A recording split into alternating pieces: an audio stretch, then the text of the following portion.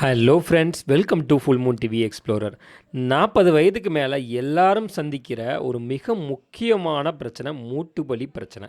இந்த மூட்டு வலி பிரச்சனை வர்ற வரைக்கும் யாரும் மூட்டுக்களை பற்றி யாரும் கவலையோ அதை பற்றி யோசிக்கிறதோ கிடையாது. ஆனால் மூட்டு வலி பிரச்சனையை நீங்கள் சரி பண்ணணுன்னா கண்டிப்பாக ஒரு 30 வயசுலேருந்தே கிட்டத்தட்ட சொல்லப்போனால் 20 வயசுலேருந்தே மூட்டுக்களை பராமரிக்கிறது மிக மிக அவசியம். அப்போ தான் வயதான காலத்தில் உங்களுக்கு மூட்டு வலி வராது. சில சமயங்களில் கீல்வாதம், முடக்குவாதம், சுளுக்கு மற்றும் பிற காயங்கள் உள்ளிட்ட நோய் அல்லது காயத்தால் கூட மூட்டு வலி ஏற்படும். பொதுவாக வயதாகும்போது எலும்புகளோட அடர்த்தி குறையும். எலும்புகளோட அடர்த்தி குறையாமல் இருக்கணும்னா சில வழிகளை நீங்கள் ஃபாலோ பண்ணியே தீரணும். அதில் ஒரு சிறப்பான வழி கால்சியம், வைட்டமின் டி மற்றும் மெக்னீசியம் போன்ற சத்துக்கள் நிறைந்த ஆரோக்கியமான டயட்டை நீங்கள் மேற்கொண்டே ஆகணும். தினசரி தேவையான கால்சியம், வைட்டமின் டி, மெக்னீசியம் போன்ற சத்துக்களை நீங்கள் எடுத்துக்கும்போது மூட்டுக்களோட அடர்த்தி அந்த எலும்போட அடர்த்தி குறையாமல் இருக்கும். இதில் முக்கியமாக இப்போ டாக்டர்ஸ் சொல்கிறது என்னென்னா, புரதச்சத்து நீங்கள் சரியாக எடுக்கலைனா கூட அந்த புரதச்சத்து எலும்புகள்லேருந்து உறிஞ்சப்பட்டு எலும்புகளோட அடர்த்தி குறையும்னு சொல்கிறாங்க. அப்போ புரதச்சத்தும் நீங்கள் எடுத்துக்கும் போது தான் உங்களோட எலும்புகளை நீங்கள் காப்பாற்ற முடியும். இப்போ இருக்கிற 40 வயசை தாண்டினவங்களுக்கே இந்த பிரச்சனை ஒரு படுத்துகிற பிரச்சனையாக தான் இருக்கும். முழங்கால் மூட்டு வலி, சிலருக்கெல்லாம் பார்த்தீங்கன்னா ஒரு பெரிய பாதிப்பை அந்த மூட்டு வலி உண்டாக்கி மூட்டு மாற்று அறுவை சிகிச்சை வர கொண்டு போய் விட்டுருவோங்கள. இந்த ஆர்த்தரைட்டிஸ் பிரச்சனைக்கு மட்டுமல்ல, எல்லா விதமான பிரச்சனைக்கும் நம்ம கால்சியம் குறைபாடு தான் காரணமாக இருக்கும் அப்படின்னு நம்ம நினச்சிட்ருக்கோம். ஆனால் கால்சியம் மட்டும் இல்லாமல் மெக்னீசியம் உள்ளிட்ட வேறு சில ஊட்டச்சத்துக்கள் குறைபாடும் இந்த ஆர்த்தரைட்டிஸ் பிரச்சனைக்கு காரணமாக இருக்குது. அதனால் நம்மளோட உணவில் மெக்னீசியம், கால்சியம் மற்றும் பல கனிமச்சத்துக்கள் அடங்கிய அடர்த்தியான உணவுகளை சாப்பிட்றது மிக மிக அவசியம். நான் சொன்ன மாதிரி புரதச்சத்தும் நீங்கள் எடுத்துக்கிட்டாகணும். இப்படி எல்லா விதமான ஊட்டச்சத்துக்கள் நிறைந்த உணவுகளை நீங்கள் ஆரம்பத்துலேருந்து சாப்பிட்டு வர்றதுனா மூலமாக தான் மூட்டு வலி ஏற்படாமல் நம்ம இருக்க முடியும். மனித எலும்புகளோட கட்டமைப்பில் எலும்பு தான் உடலுக்கு வடிவமும் பலமும் கொடுக்குது. வயது ஆக ஆக இந்த எலும்புகள் வீக் ஆகும்போது நமக்கு வாழ்க்கையே ஒரு இருண்ட மாதிரி ஆயிரும். அதனால் இந்த மூட்டு வலி பிரச்சனைகள்லேருந்து சரி பண்ணுறதுக்கு இந்த மூட்டுக்கள் உறுதியாக இருக்கிறதுக்கு நம்ம சாப்பிட வேண்டிய 10 சிறந்த உணவுகளை நம்ம பார்க்க போகிறோம். முதல்ல பால். தொடர்ச்சியாக பால் அருந்தி வந்தோன்னா முழங்கால் மூட்டில் ஏற்படக்கூடிய ஆர்த்ரைட்டிஸ் அதிகரிக்காமல் இருக்கும் அப்படின்னு ஆய்வுகள் சொல்கிறாங்க. பாலில் அனைத்து சத்துக்களும் இருக்குது. அதனால தான் வயதானவர்களின் தினசரி உணவில் பால் கட்டாயமாக இருக்கணும் அப்படின்னு சொல்கிறாங்க. தினமும் ஒரு கிளாஸ் பால் சாப்பிட்டோன்னா பெண்கள் முழங்கால் மூட்டு சம்பந்தமான பிரச்சனைகள்லேருந்து கண்டிப்பாக தப்பிக்கலாம். ரெண்டாவது சோயா பன்னீர். இந்த சோயா பன்னீர் சோயா பீன்ஸ்லேருந்து தயாரிக்கிறாங்க. இது இயற்கையாகவே குளூட்டன் சத்து இல்லாமல் குறைந்த கலோரி கொண்ட உணவாக இருக்குது. இதில் புரதம், இரும்பு மற்றும் கால்சியம் சத்து நிறைஞ்சிருக்கு. சோயா பாலை கொதிக்க வச்சு அதை திரிச்சோம் அப்படின்னா கால்சியம் நிறைந்த அந்த சோயா பன்னீர் கிடைக்குது. சோயாவில் இருக்கக்கூடிய ஐசோஃப்ளோவேன் அப்படின்ற மூலப்பொருள் எலும்பு தேய்மானத்தை குறைச்சி நம்மளோட எலும்பில் தாது செறிவை ஏற்படுத்தி மெனோபஸ் சமயங்களில் பெண்களுக்கு மிகவும் பாதுகாப்பாக அவங்களோட மூட்டுக்களை காப்பாற்றுறதுல இந்த சோயா பன்னீர் விளங்குது.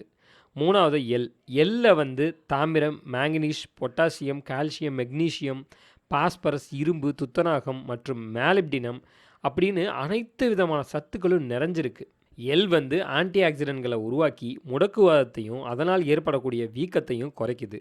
எலும்புகளுக்கும் மூட்டுகளுக்கும் அடிப்படையாக அமையக்கூடிய கொலஜன் மற்றும் எலாஸ்டினை இணைக்கும் பணியை எள்ளில் இருக்கிற அந்த தாமிரச்சத்து செய்கிறது. நாலாவதாக பழங்கள். ஆரஞ்சு, லெமன் போன்ற வைட்டமின் சி அதிகமான பழங்கள் பார்த்திங்கன்னா நீங்கள் கால்சியம் நிறைந்த உணவை சாப்பிட்ட பின்னர் இந்த பழங்களை சாப்பிட்றதுனால கால்சியம் உடம்புல உறிஞ்சப்படும் தன்மை அதிகரிக்கும். வைட்டமின் சி கொலஜன் வளர்ச்சி மற்றும் இணைப்பு திசுக்களுக்கு முக்கியமான ஒரு சத்து.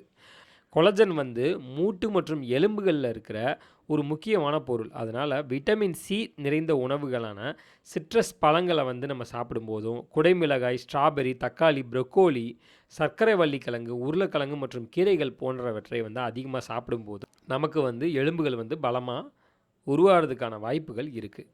அடுத்ததாக மீன். ஆர்த்ரைட்டிஸ் பிரச்சனை இருக்கிற நோயாளிகள் தினமும் 1 கிராம் மீன் எண்ணெயை சாப்பிட்றது மூலமாக ஆர்த்ரைட்டிஸ் வலி குறைவதோடு அதை தடுக்கிற வேலையும் அது செய்யுது.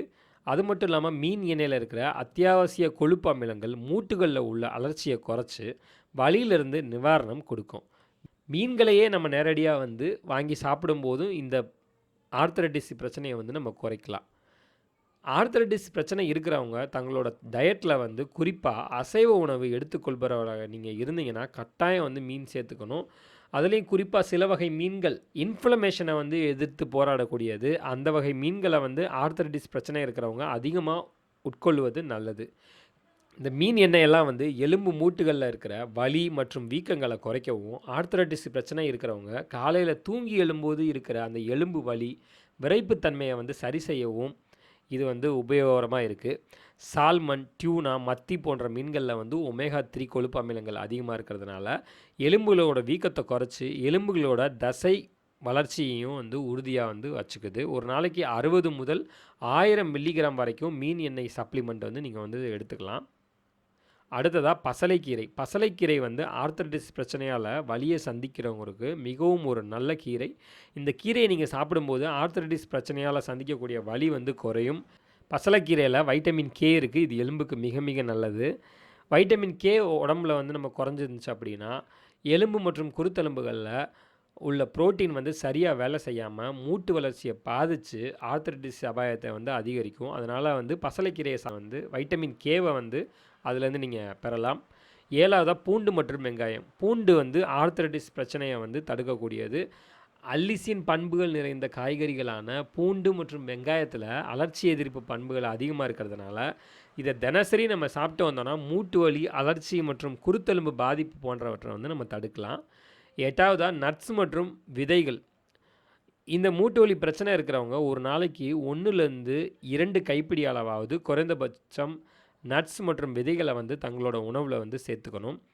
குறிப்பாக இப்போ நடத்துகிற ஆய்வெல்லாம் வந்து ஆண் பெண் இருவரும் தொடர்ச்சியாக கிட்டத்தட்ட 15 ஆண்டுகள் வரைக்கும் தங்களோட உணவில் நட்ஸ் மற்றும் விதைகளை சேர்த்து கொண்டு வந்தாங்கன்னா இன்ஃப்ளமேஷனால் உண்டாகக்கூடிய நோய்களான இறப்பு விகிதம் 51% வந்து குறைவாக இருப்பதாக வந்து நம்ம சொல்கிறாங்க. அதோடு பெரும்பாலான நட்ஸ் வகைகளில் வைட்டமின் B6 ஊட்டச்சத்து இருக்குது. அதுபோல் நட்ஸ் மற்றும் விதைகளில் கொழுப்பு சத்துக்களும் இருக்குது. ஆனால் அவை வந்து நம்மளுடைய உடலுக்கு நன்மை செய்யும் மோனோசாச்சுரேட் வகை கொழுப்புகளாக இருக்குது. அதனால் கெட்ட கொழுப்பு கிடையாது, நல்ல கொழுப்பு தான் இருக்குது. மேலும் இந்த நட்ஸ் வகைகளில் புரதச்சத்து மற்றும் நார்ச்சத்துகள் இருக்கிறதுனால உடல் எடையை குறைக்கவும் கட்டுக்குள்ளே வச்சுக்கிறதுக்கும் நமக்கு உதவியாக இருக்குது. இதில் வால்நட், ஃபைன் நட், பிஸ்தா, பாதாம் இதெல்லாம் வந்து ரொம்ப முக்கியமானது. அடுத்ததாக காய்கறிகள் மற்றும் பழங்கள். மூட்டு வலி பிரச்சனை இருக்கிறவங்க தங்களுடைய தினசரி உணவில் கட்டாயம் அதிகளவு காய்கறிகளையும் பழங்களும் கீரைகளும் சாப்பிடணும். ஒரு நாளைக்கு குறைந்தபட்சம் 2 கப் கீரையாவது உணவில் இருக்கணும். அதே மாதிரி நாள் முழுக்க எடுத்துக்கொள்ளும் உணவு எல்லாத்துலேயுமே காய்கறிகள் மற்றும் பழங்கள் இருக்கணும். குறைந்தபட்சம் 400 கிராம் அளவுக்கு ஒரு நாளைக்கு காய்கறிகள் எடுத்துக்கணும். 200லேருந்து 300 கிராம் வரைக்கும் பழங்கள் எடுத்துக்கலாம். காய்கறிகள் மற்றும் பழங்கள் ரெண்டுமே ஆன்டி ஆக்சிடென்ட்கள் நிறைஞ்சிருக்கிறதுனால நம்மளோட உடலில் இயற்கையாக இருக்கும் நோய் எதிர்ப்பு மண்டலத்தை வலுப்படுத்துவதில் இந்த ஆன்டி ஆக்சிடென்ட்களுக்கு மிக முக்கியமான பங்கு இருக்குது. இவை வந்து உடம்பில் இருக்க ஃப்ரீ ரேடிக்கலை வந்து எதிர்த்து போராடும் தன்மை கொண்டது. அதுலேயும் முக்கியமாக பார்த்திங்கன்னா பிளாக்பெர்ரி, ராஸ்பெர்ரி, ப்ளூபெர்ரி, ஸ்ட்ராபெர்ரி போன்ற பெர்ரி பழங்கள் வந்து ஆந்தோசைனின் அப்படின்ற முக்கியமான ஆன்டி ஆக்சிடென்ட்டை வந்து அதில் இருக்கிறதுனால இது ஆன்டி இன்ஃப்ளமேட்ரி இதை வந்து நம்ம வந்து சரி பண்ணுது. அதனால் மூட்டு வலி பிரச்சனையும் உங்களுக்கு சரியாகும். அடுத்து முழு தானியங்கள். 10வதாக பெரும்பாலும் வழக்கமாக நம்மளோட தினசரி உணவில் அதிகமாக நாம் எடுத்துக்கொள்வது தானியங்கள் தான். தானியங்களில் வந்து அரிசி, கோதுமை இதெல்லாம் வந்து நம்மளோட பிரதானமாக இருக்குது. ஆனால் இதில் பதப்படுத்தப்பட்ட அரிசி, பட்டை தீட்டப்பட்ட அரிசியில் வந்து கார்போஹைட்ரேட் தான் நிறைஞ்சிருக்கும். அதனால் நார்ச்சத்து மிகுந்த தானிய வகைகளை நம்ம எடுத்துக்கலாம். குறிப்பாக கம்பு, ராகி, சோளம், திணை உள்ளிட்ட சிறு தானிய வகைகளை நம்ம சேர்த்துக்கும் போது அதில் நார்ச்சத்துக்கள் அதிகம். அரிசியிலையுமே வந்து பட்டை தீட்டப்படாமல் செய்யக்கூடிய அரிசியில் வந்து நார்ச்சத்து இருக்குது. கோதுமையும் வந்து பதப்படுத்தப்படாமல் முழு கோதுமையில் தயார் செய்யப்படும் மாவில் வந்து நார்ச்சத்து இருக்குது. இந்த முழு தானிய வகைகள் வந்து நம்மளோட உடம்பில் எடையை குறைக்கவும் உடலில் தேங்கக்கூடிய அதிகப்படியான கெட்ட கொழுப்பை எரிக்கவும் உதவி செய்யுது. அது மட்டும் இல்லாமல் முழு தானிய வகைகளை எடுத்துக்கும் போது ரத்தத்தில் இருக்கிற சர்க்கரை அளவு கட்டுக்குள்ளே இருக்கும். இதனால் நம்ம நோய் எதிர்ப்பு மண்டலமும் நல்லாயிருக்கும். இது வந்து நம்மளோட தசை மற்றும் எலும்புகள் உறுதியாகவும் வலிமையாகவும் வைத்திருக்க வந்து உதவி புரிகிறது.